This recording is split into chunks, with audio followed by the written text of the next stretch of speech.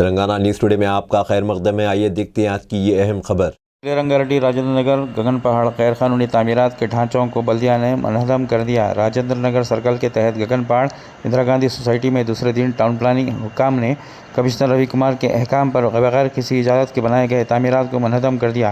गैर कानूनी तामीरात गिराने के दौरान मकामी लोगों ने हुकाम को रोक दिया। मकामी लोगों ने हुकाम से 1 या 2 दिन के लिए मनहदम नई कार्रवाई रोकने की दरख्वास्त की और कहा कि वो ज़रूरी इजाज़तनामा बहुत जल्द हासिल कर लेंगे, जिसकी बिना पर बल्दिया हुकाम ने 2 दिन के लिए मनहदमी कार्रवाई रोक दी।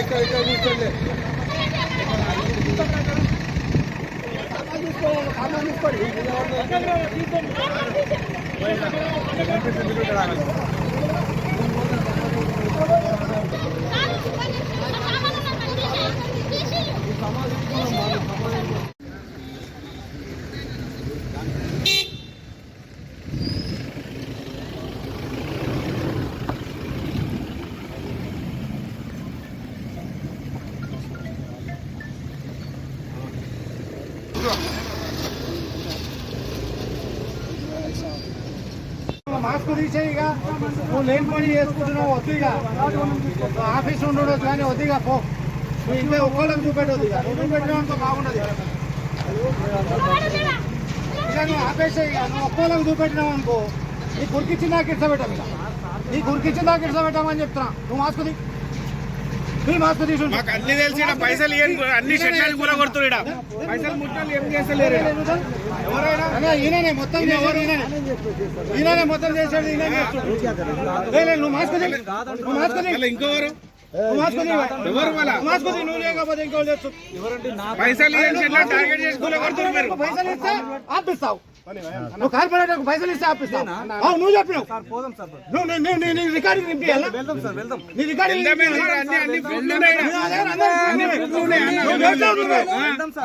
ఆపిస్తావు పని కార్పొరేటర్ పైసలు ఇవ్వాలి అరే అన్న ఆయన చూపెడుతుంది సార్కులు ఎక్కువ చేస్తున్నావు సార్కు ఎంబర్ వేసుకొని చెప్పొచ్చు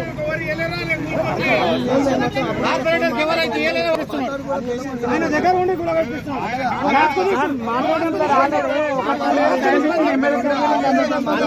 గులగొడుతున్నారు కార్పొరేటర్కు డబ్బులు ఇస్తే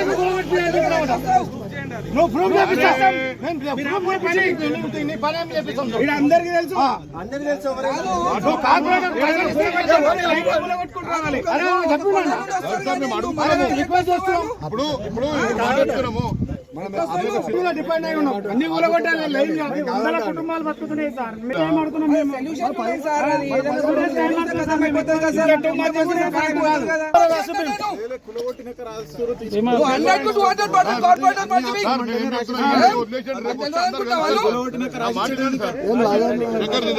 రాసిస్తాం సార్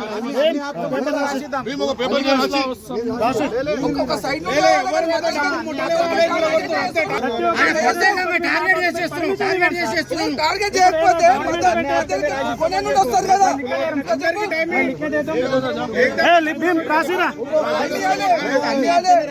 అన్ని ఆపమని చెప్పి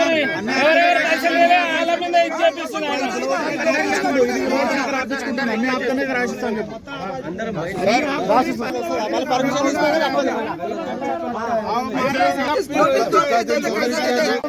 అన్ని ఆపేసారంటే అందరం రాసిస్తాం ఆయన పేరేమో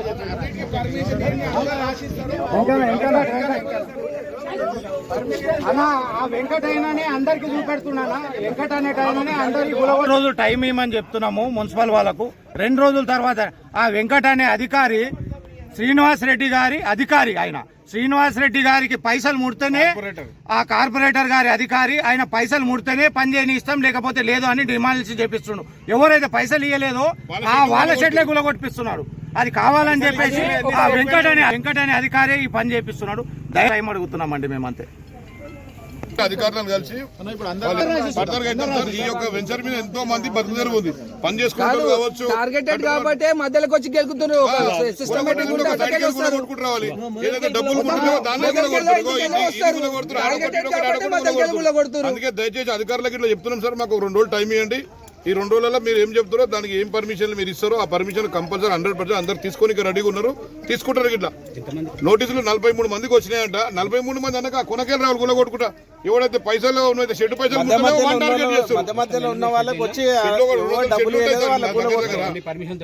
అన్ని పర్మిషన్ తోని లేవు సార్. కట్టుకునే వాళ్ళు అందరు కట్టుకున్నారు. కట్టుకునేటప్పటికి ఇట్లా ఈ అధికారులు ఎక్కడ సార్ అప్పుడు కనిపించలేదు. ఇప్పుడు ఇది ఒక షెడ్ కట్టడానికి 3 నెలలు అవుతుంది. 3 నెలల నుంచి మళ్ళీ వచ్చి ఆ రోజు ఆపేసి పని చేసిన తర్వాత కట్టుకున్న ఇల్లును కూర్చున్నట్టే కదా ఇది. ఇప్పుడు ఈ 40కి పైసలు ముట్టలేవు, దానిలో ముట్టినాయి. ఇక్కడ ఉన్నటువంటి మార్వాడి స్టేట్లకి ఇట్లా ఏమున్నారంటే ఎవరైతే బెదిరిస్తారో వానికే డబ్బులు ఇస్తున్నారు. ఎవరైతే బెదిరిస్తూ కైసబంతి దేకింగ్ అంటే వాళ్ళు భయపడి అందరు డబ్బులు ఇస్తున్నారు. అందరు బాధితులే, ఉన్న వాళ్ళందరూ ప్రతి ఒక్కరు బాధితులే. ఎవరైతే పైసలు ఇవ్వలేడో షెడ్డుకు లోకలోడు వాంది కూడా తెంగుతారు. నేను ఇచ్చిన ఇందిరా సొసైటీలో సివిల్ నేను 3 చెట్లు నేను కట్టేటప్పుడు ఏ అధికారి రాలే, ఏ లీడర్ గాడు ఎవరు రాలేడు, బొంగుగాడు.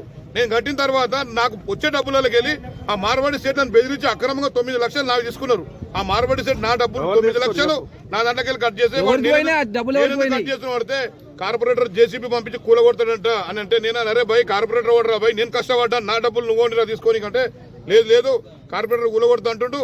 నువ్వు నాకు షెడ్ కట్టించినావు, 9 లక్షలు నావి, నా కష్టం కట్ చేసారు, నా కష్టం తిన్నారు. వాడు 9 లక్షలు కార్పొరేటర్కి ఇచ్చిండు. ఆ సేట్ రాసిన లెక్కల కార్పొరేటర్ అని రాసిన నేను చూపిమంటే ఒక 5 నిమిషాలు ఆగండి, మీ ముందు పెడతా. నా దగ్గర వీడియోలు ఇట్లున్నాయి. కార్పొరేటర్ని పోయి నేను అడుక్కున్నా, సార్ నేను కష్టపడ్డా, షెడ్ కట్టినా, మీకు చేతెత్తి మొక్కుతున్నా, నాకు మీరు అక్కడ పైసలు వసూలు చేశారని నాకు తెలియదు సార్, నేను లోకల్ ఉంటా, దయచేసి మీరు డబ్బులు అడగకండి సార్. అక్కడ వాళ్ళు నా దాంట్లో కట్ చేశారు సార్ అని ఇట్లా వేడుకున్నా. నేను నిన్న అడుగుతలేను, సేట్లను అడుగుతున్నా అన్నాడు. ఆ సేట్ గాడు ఏం చేసి నా పైసలు కట్ చేసి 9 లక్షలు 3 సంవత్సరాలు కష్టపడ్డ శ్రమ మంది దోసుకున్నారు. అయినా నేను భయపడలే. వాళ్ళకి దేవుడు ఎక్కడైనా చూపిస్తాడు. అట్లాంటి డబ్బు లేని షెడ్ల కాడికి వచ్చి కూలగొడతాము అంటే ఒప్పుకోము మేము. ఇట్లా దేనికైనా రెడీ. బతుకుదేరు అందరికి ఉన్నదే. ఇక్కడ పని చేసేవానికి ఉంది, ప్లాట్ అమ్ముకునేటోనికి ఉంది, కట్టుకునేటోనికి అందరికి వెంచర్లో ఉంది.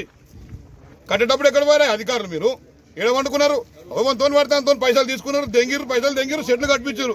మళ్ళీ కూలగొట్టడానికి అధికారులు ఎట్లా వచ్చారు? మళ్ళీ ఆ రోజు తెలియదా? ఒక షెడ్ కట్టడానికి 3 నెలలు పడుతుంది. 3 నెలల ఏం చేశారు? పండుకున్నారు.